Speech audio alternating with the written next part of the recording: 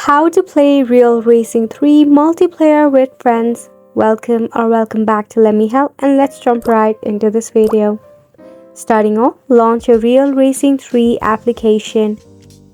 Now firstly, you need to create your player ID along with a login option. Now to log in, you will find the option of connect to Facebook or connect to Google. As we want to play with our friends, it will be easier if you connect your Real Racing 3 with your Facebook account.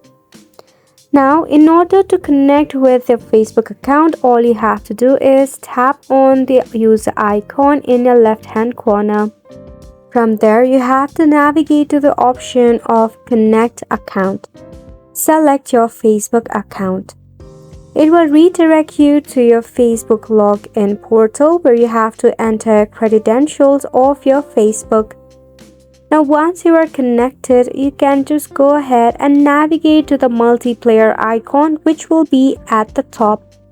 From there, you can also invite your Facebook friends by browsing for your Facebook friends, or just add your close buddies to play along in your Real Racing 3.